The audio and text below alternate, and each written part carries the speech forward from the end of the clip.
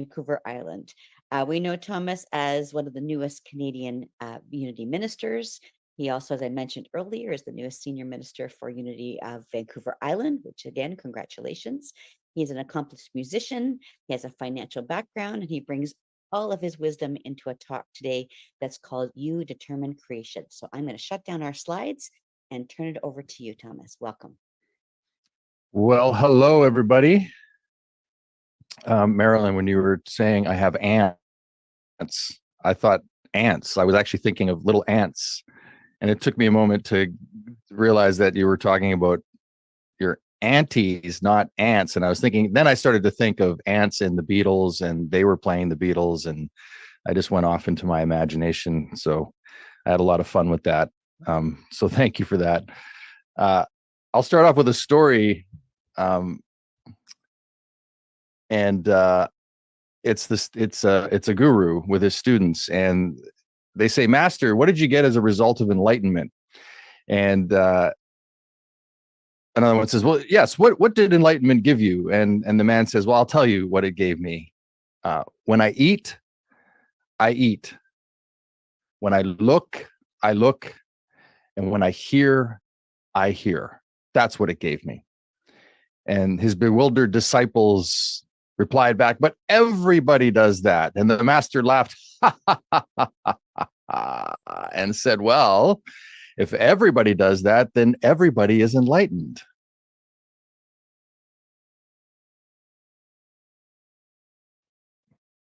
But how many people actually do that is the bigger question. How many people are really present to when they're eating, when they're looking, when they're hearing, to anything that they're doing in the moment? When are they truly present to that?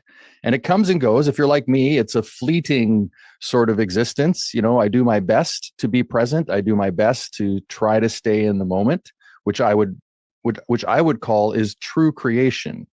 Is that to determine creation, we need to actually be in the moment and the presence of creating our own lives.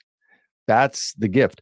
You know, I've developed over the last few years this idea when using the word God, what I think it really is life itself. That seed of life that we each have planted within us.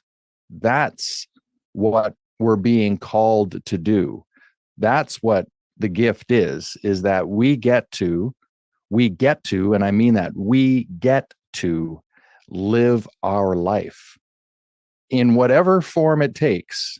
And we have complete control over the faculties of our expression of our mind, our thoughts, our presence, our how we actually see things, what we make everything mean. I don't know if you've ever heard this before, but we are meaning-making machines. We make meaning out of everything. You know, I often have thought of this. It's like if I'm somebody that takes the bus, you know, on Tuesdays, but if it's raining that day, that means, you know, whatever. It means that I can't have pancakes on Saturday. I don't know. We can make it mean whatever we want. And then we fall into these cycles of belief that then become our expression of life. And I love what was brought up at the beginning. Question our answers.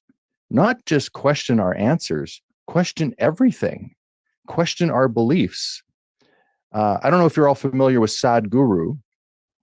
I was listening to something from him the other day, and it has really kind of shaken my foundation in a way, because he was asked the question about raising his daughter, and he's chosen to raise his daughter out of school with no belief systems, no theories, no religion, none of that stuff, to allow her to fully absorb and then go whatever direction she wants. And he then went on to discuss that any belief system you have, you are now trapped into something. And I've been thinking about that since I think I listened to that on Monday. It has stuck with me since Monday, that even my idea of unity teachings, which I love. I mean, that's what brought me to unity. I am now even questioning not whether they're valued or not whether they're valid or not whether they work, but how much have they become a belief system within me that I can't actually see through them. And I think that's important. I think that we need to check in with ourselves often to see what's really going on. What is driving the bus? What's really at the wheel of our life as we go through the process. And all of us are at different ages and different stages of our lives, but I'll bet you we could all get together in a room and still talk about the same opportunities that we have for growth. I'm not good enough, I'm not smart enough, I'm not pretty enough, I'm not handsome enough, whatever it is, whatever that story is. I'll bet you we all experience that in our lives at various levels and at various times. Now, some it might be less, some it might be more often, some might have the ability to get over it really quickly. Because that's really what happens is when we're met with our own internal battles of living, it's really a question of how quickly can we overcome them. So what tools have we developed to actually move beyond that state or that way of thinking that we might have within us? And that's, again, that goes back to that question our answers. So question everything that's going on within ourselves. When I think of that, I think of Michael Singer's The Untethered Soul, and that moment in there where he actually explained it as taking a step back and observing, right? Taking a step back and observing yourself. What's really going on here within me? Because nobody can make you upset. Nobody can hurt your feelings unless you allow it to happen. Now, I might get some pushback on that, and that's okay. I'm ready for it. But in my mind, from everything I've read, from the Fillmores to Buddhist teachings to Christian teachings, the mind is what we have at our disposal to shape and frame. And we have the ability to overcome things. And we also have the ability to get trapped within them. And I think even the overcoming of something can be a trap. So the questioning is so critical when it comes to determining our very life. Dietrich Bonhoeffer said, Jesus calls us not to a new religion, but to life. But to life itself. That's our responsibility. I read a book a number of years ago. I think I have it here.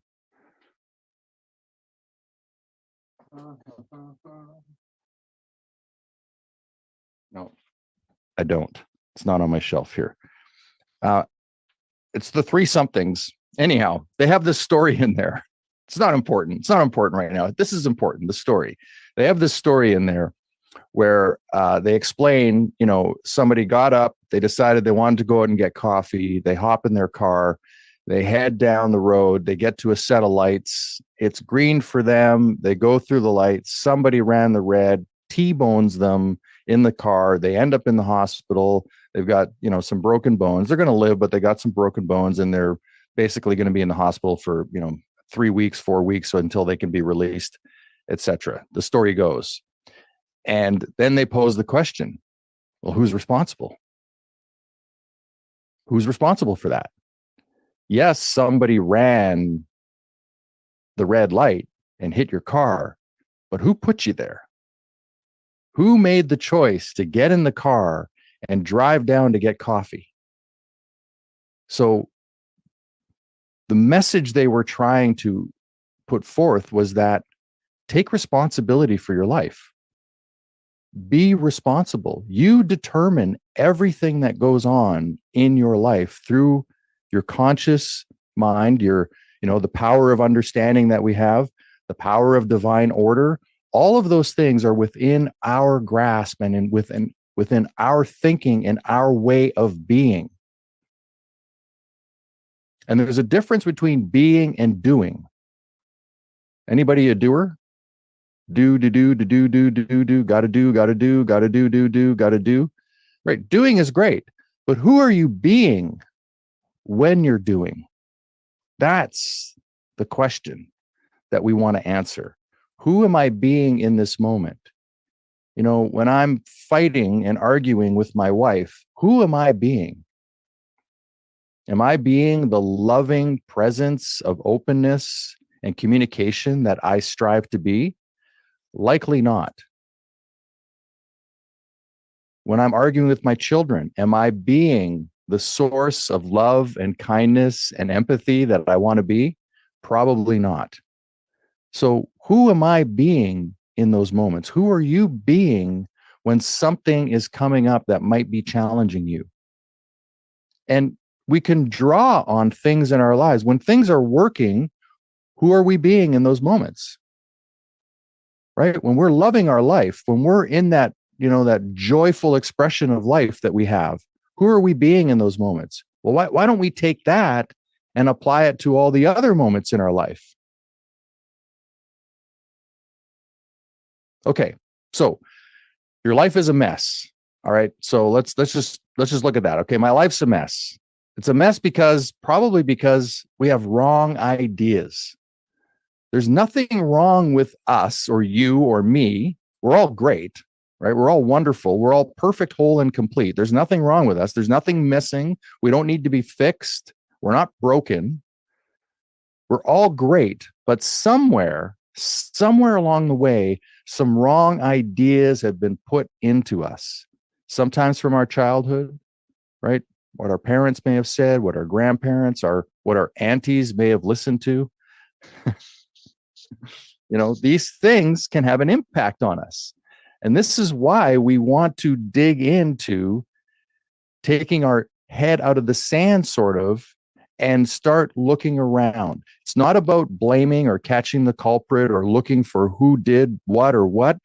It's about us looking at ourselves and always being in that question, who am I being? Because transformation begins right there. As soon as we get curious about who we are, that's when transformation can begin. We have to be willing to take that step. And I think of this often, two things here. So we can take something from the Buddha and we can take something from the New Testament. Buddha, the world is full of sorrow. The root of sorrow is attachment. From Scripture, do not conform to the pattern of this world, but be transformed by the renewing of your mind. So, just from things that were written thousands of years ago, we can see that there is an understanding of the human condition that we all experience. We all get to experience that. And yet, we still seem to be struggling with it. I don't know if you're like me, but my brain tends to want to always go for what's not working first. It's like we're wired to somehow look at all the things that aren't working instead of all the things that have worked up into this moment. And so it's incumbent upon each one of us to take responsibility for that. In Charles Fillmore's writings of the Revealing Word, I've taken some things here. The order of creation is from the formless to the formed, from the invisible to the visible. And this goes on perpetually. There's never a beginning or an ending to this process. So just take a look around the room you're in. I know you're on a computer, you've got, Zoom playing here. Just take a look at everything around you. All of this has been created twice. Once in the mind of somebody, and secondly, in the physical world. from the formless to the formed. And that's what we all can do with our lives. It's called the law of mind action. And it can be described in 3 steps: mind, idea, manifestation. First, there must be mind. Second, everything exists for as an idea in the mind. And third, the inherent power and intelligence in the idea causes it to act or express. We can't just sit on the sofa and think about it. It's a great place to start, but we do have to step into action. That is our duty. And part of that action is also reminding ourselves to be the observer, of what we're doing, how we're doing it, how we're thinking, what we're thinking, how we're showing up. We talked a little bit off the top about divine order. And so I want to share a story because, what's great is we can look in our lives too and see examples. So I'm very fortunate. I have 2 incredibly wonderful twin daughters. They just graduated high school. They just turned 18 on July 7th. And they both have aspirations to go off to college and university and do great things with their lives. And I'm very grateful. As a dad, I couldn't have asked for a better outcome than where we are right now. And I couldn't have asked for 2 better teachers in my life than my 2 daughters. They have taught me a great deal. And so one of my daughters had a scholarship to go to a university in New Jersey as a NCAA athlete, an acro tumbling athlete. A lot of her, almost 3/4 of her university was going to be paid for through scholarship. And, we had never planned that. It just kind of happened for us. This was an amazing opportunity that showed up last summer. And then in the fall, we interviewed with 12 different universities. We went and visited 3. She chose one, in November, she signed the documentation and made her commitment to that university. And then in late May, she woke up to an email saying that the coach was no longer with the program and the program has been cut and her scholarship is gone. So this was just, 7-8 weeks ago. And it's, there's no recruiting going on right now. There's all of the scholarship money has been pretty much laid out for the season, and she has no school to go to. And of course there were tears. And so my wife and I were thinking, we weren't that crazy about the university she chose, but she chose it and it's the one she wanted to go to.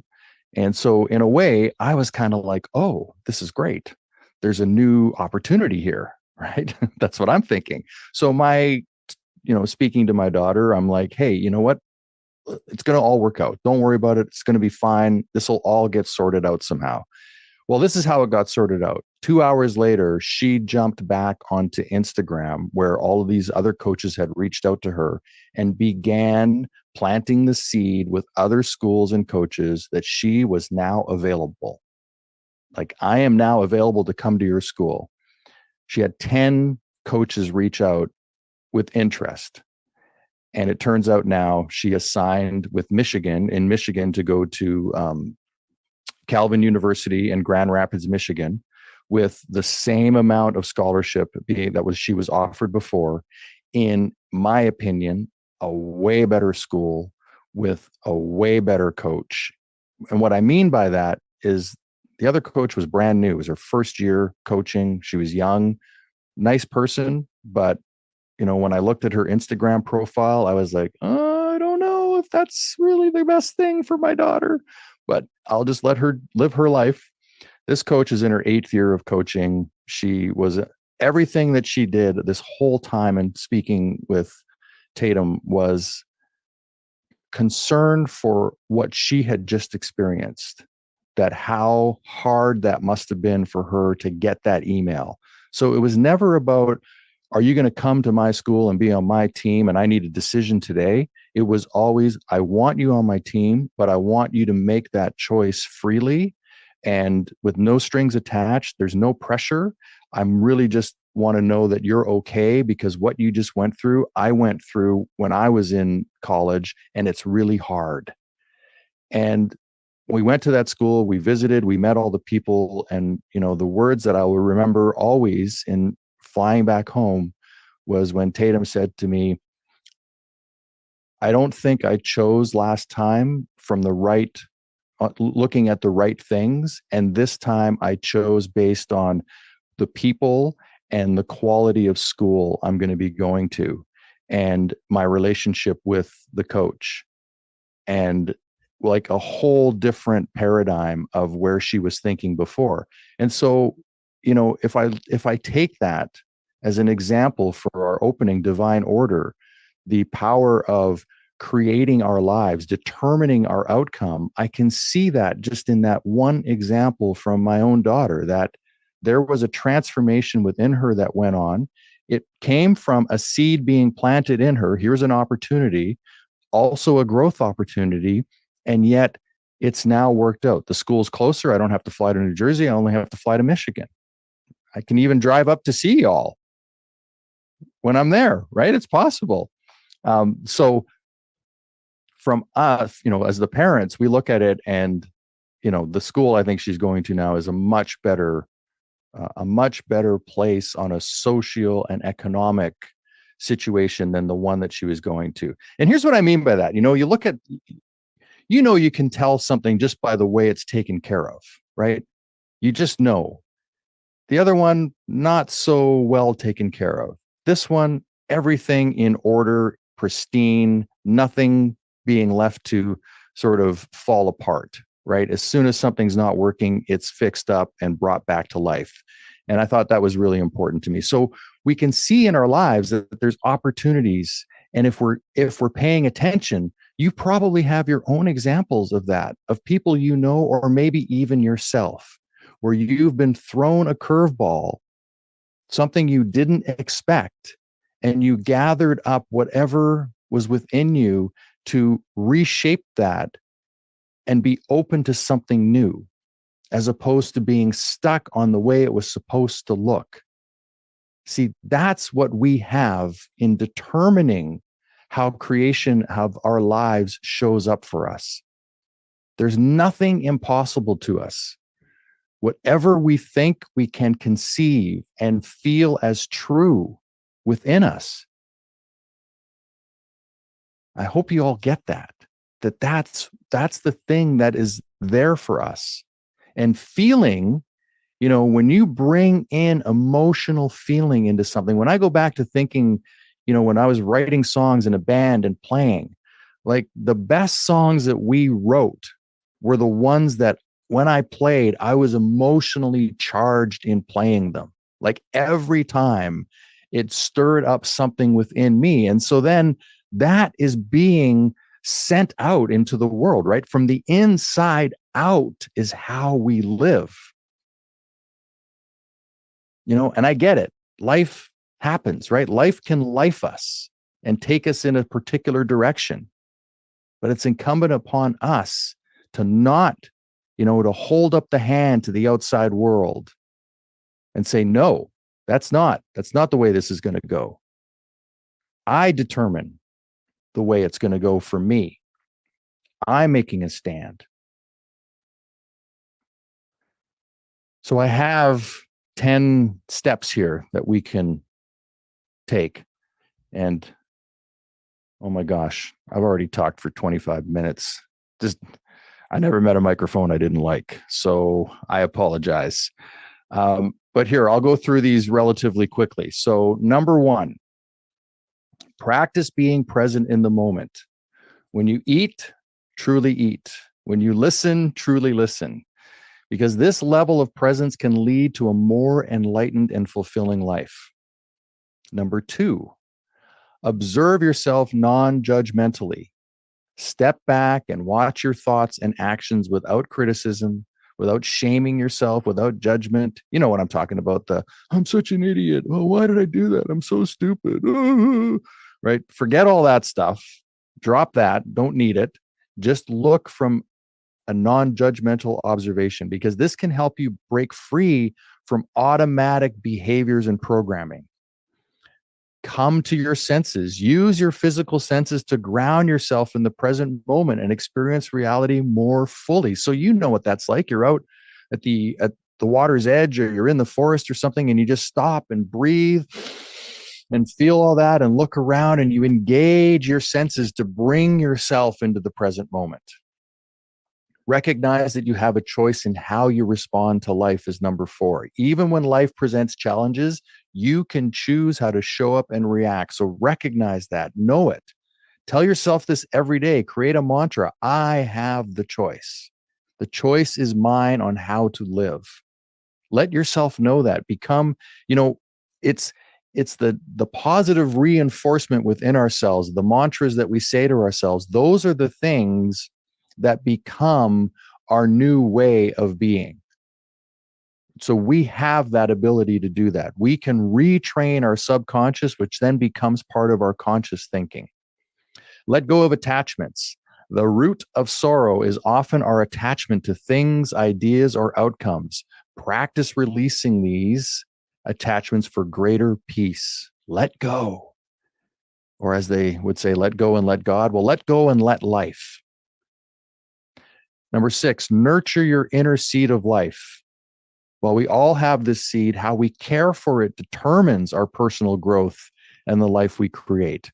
And there's certain ways we can do that. We can nurture ourselves by eating good, getting good sleep, making sure that we're taking care of ourselves first. I know there's a lot of people out there, they love doing things for other people, and I do too. And then there comes a point where you need, in the airplane, it's always, put the mask on yourself first. Why? So that you can serve more. So we need to make sure that we're nurturing our inner seed of life. Seek awareness rather than trying to force inner silence. True silence and peace will naturally arise from increased awareness. Okay, so what that means is to be able to sit in the moment and be completely aware of exactly where you are, exactly what's going on within you, and allow that to become your meditation.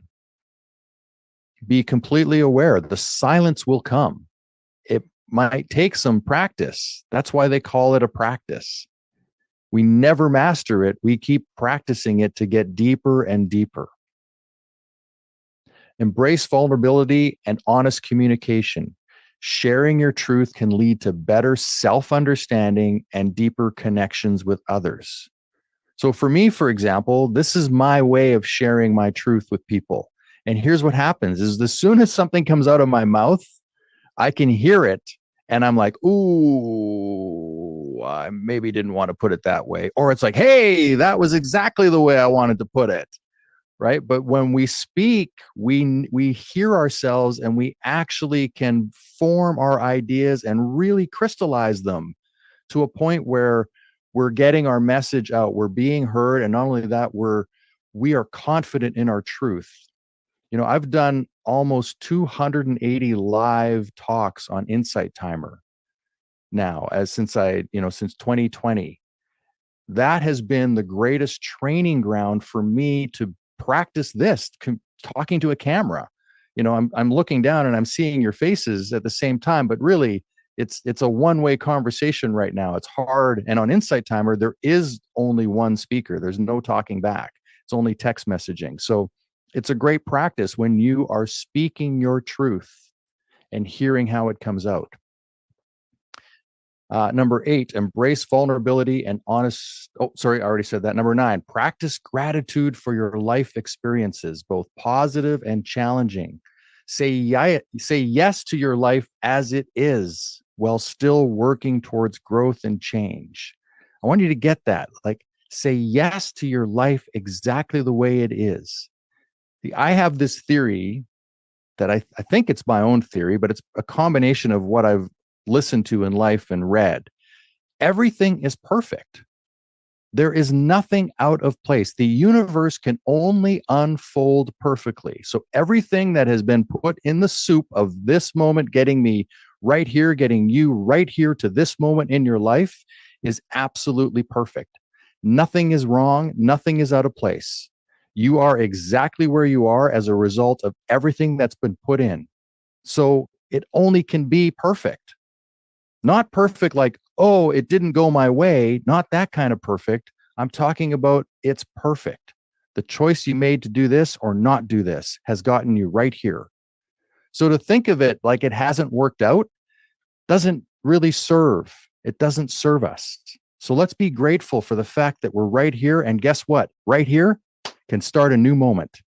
That's the great thing. It's like, boom, I am starting a new moment today. Maybe it doesn't work out tomorrow, but you can start all over again. You can start a new moment. It's incredible. Every moment is brand new. Come on. And number 10, regularly engage in practices like meditation and prayer to deepen your connection with yourself and life itself. That's what we have the ability to do. And we need to remind ourselves of this, and we need to work at it. It doesn't just show up naturally. It's something we need to engage with. If and that's only if we want to have a certain style of life. That's it. You don't have to do any of this.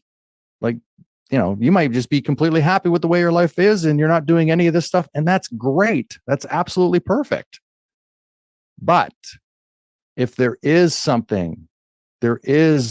a harboring for suffering within you that you want to get rid of, that you no longer want to experience, there are ways to do it.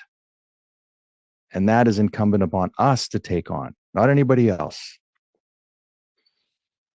And so, with that in mind, why don't we spend a few moments together in meditation and ground ourselves in this idea of determining our own creation, determining our own lives? And so I invite you to be right where you are and to allow yourself to maybe close your eyes, focus into your breath, become comfortable in the place you are. And as you breathe in, I want you to think of this, that the idea here with this breath work we're going to do is to breathe in for maybe a count of 4 or 5. You can count it out like 1, 2, 3, 4, 5. Hold for 2 counts and then let go for 7 so that our exhale is longer than our inhale. And so, why might we do that? Because it actually sends a message to our autonomic nervous system that everything's okay. By that longer exhale than inhale, we actually tell ourselves, oh, I can relax. It's okay. So I invite you to do 3 breaths like that. Again, breathing in for a count of 5, holding for 2, and exhaling for 7.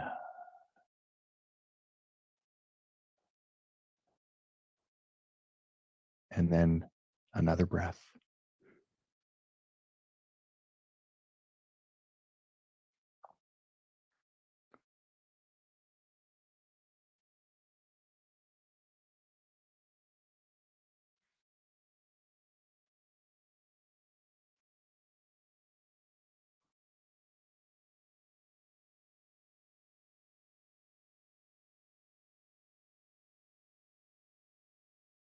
And now return to that state of being breathed, allowing your breath to move in and move out gently. What you might call your normal breath.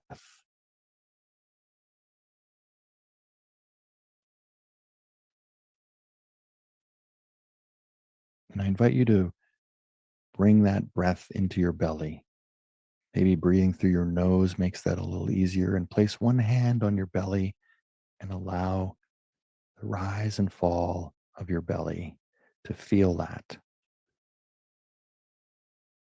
Bring your awareness to that experience.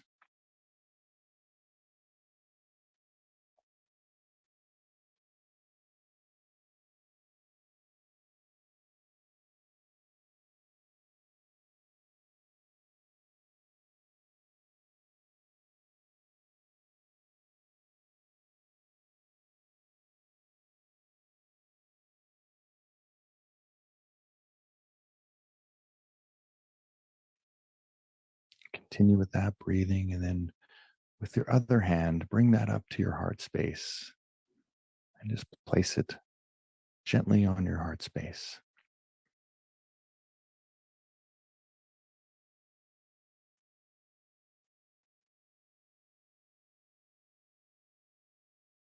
Continue with your breath, your belly rising and falling. And you can think of this as connecting your wisdom, your order, and your love, your heart space, your harmony together.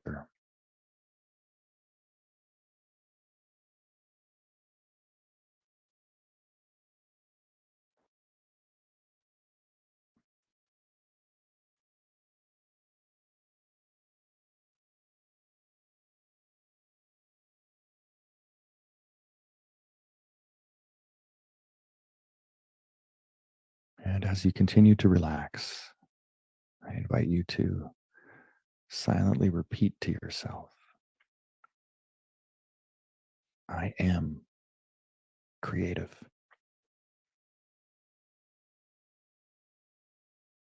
I am creation.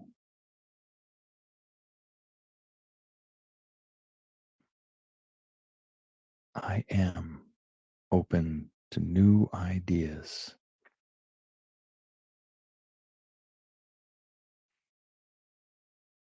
I am open to new experiences.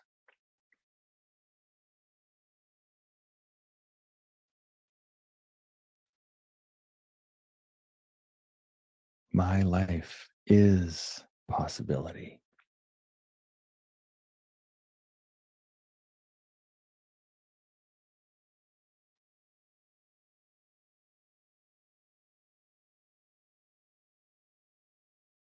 My creativity is abundant.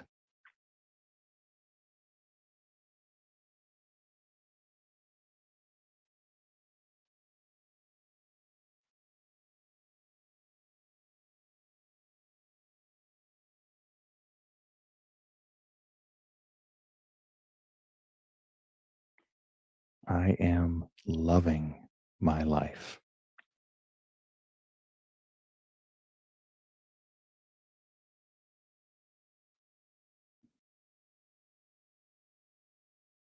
We'll just spend a few moments in silence, and I'll let you know when it's time to come back.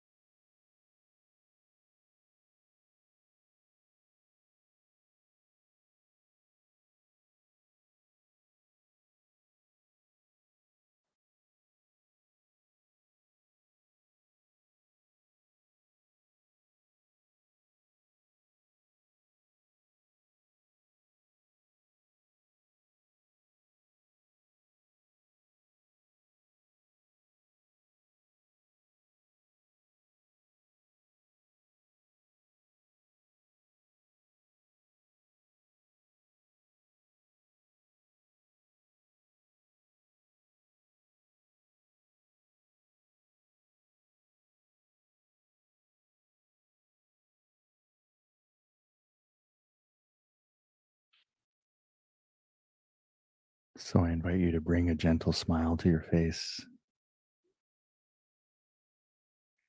breathing in as you smile, letting go with your exhale. Let's just take a moment to feel gratitude right now, gratitude for this time together, for the leadership in your unity community, the wonderful souls that have allowed this online presence to exist. And let's be grateful for one another for showing up today, for being a part of this community, the Sangha, as Thich Nhat Hanh would say. One of the great gifts we have is to celebrate in community.